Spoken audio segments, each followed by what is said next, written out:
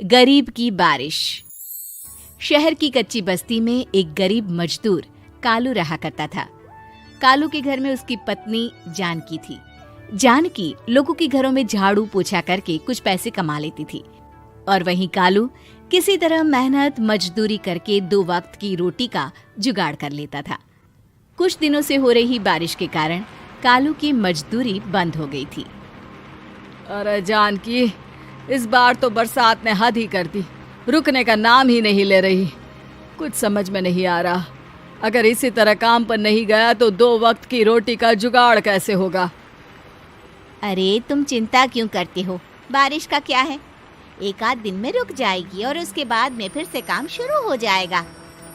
अरे 3 दिन तो हो गए, बरसात तो रुक ही नहीं रही है और आगे भी रुकने के कोई आसार नहीं दिख रहे। तो क्या हुआ, तुम्हारा काम बंद हुआ है ना? मैं तो अभी भी लोगों के घर झाड़ू पोछा करने जाती ही हूँ। मेरे पगार से कुछ दिन तो निकल ही जाएंगे। अरे घर का खर्चा तो हम किसी तरह चला लेंगे जानकी, लेकिन ये जो छत टपक रही है इसका क्या करेंगे? ये बात तो आपकी सही है। हमारी झोपड़ी अब काफी पुरानी हो चुकी है और इसके छप्पर में भी कई सारे छेद हो गए हैं। रात भर पानी टपकता रहता है। अरे मैं भी इसी बात से बहुत परेशान रहता हूँ। कहीं किसी दिन ज्यादा बारिश आ गई तो हमारी झोपड़ी टूटकर बिखर ना जाए। राम राम राम, ऐसी अशुभ बातें क्यों करते हो? अरे ऐसा कुछ नहीं होने वाला।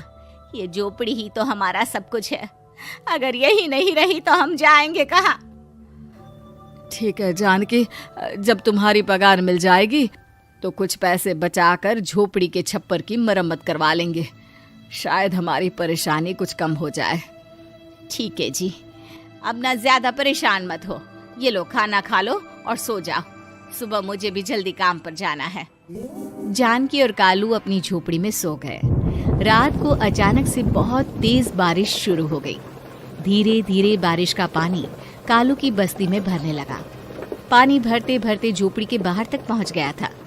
सुबह के वक्त जब कालू और जानकी सोकर उठे, हे भगवान, ये क्या हो गया?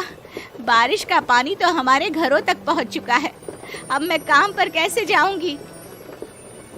रहने दो जानकी, तुम आज काम पर मत जाओ। ऐसे पानी से निकल कर जाओगी और बीमार पड़ गई तो लेने के देने पड़ जाएंगे। लेकिन अगर नहीं गई तो मालकिन लोग नाराज हो जाएंगे। आप जानते हैं ना, बड़ी मुश्किल से 1 दिन की छुट्टी भी नहीं देती है। अरे लेकिन जानकी, झोपड़ी के बाहर तो पूरी बस्ती में पानी भरा है, तुम जाओगी कैसे? जानकी जैसे तैसे करके काम पर चली जाती है, लेकिन अगले दिन फिर से बहुत ज्यादा बारिश होती है और बस्ती में ज्यादा पानी भर जाता है।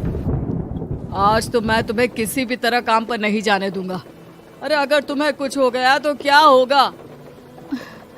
ठीक है, तुम ठीक ही कहते हो, आज नहीं जाती। अगर मालकिन नाराज हो गई तो मना लूंगी किसी तरह। अरे मनाने वाली क्या बात है? जब तुम बताओगी कि हमारी झोपड़ी में पानी भर गया है तो वो खुद ही समझ जाएंगे ना।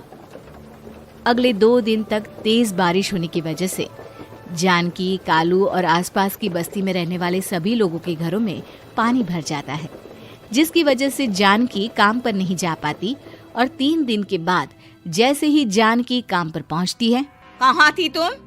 पिछले 3 दिनों से काम पर क्यों नहीं आई? मैम साहब, क्या बताऊं, इतनी ज्यादा बारिश हो रही थी, हमारी पूरी बस्ती में पानी भर गया है और उससे भी ज्यादा तो मेरी झोपड़ी के अंदर पानी भर गया। आप ही बताइए कैसे आती मैं? इसका मतलब ये हुआ कि बारिश होगी तो तुम काम पर नहीं आओगी? ना ना, मेरे कहने का ये मतलब नहीं था मैम साहब। तुम जानती भी हो 3 दिन से कितनी परेशानी हो रही है मुझे। सारा काम मुझे खुद करना पड़ा।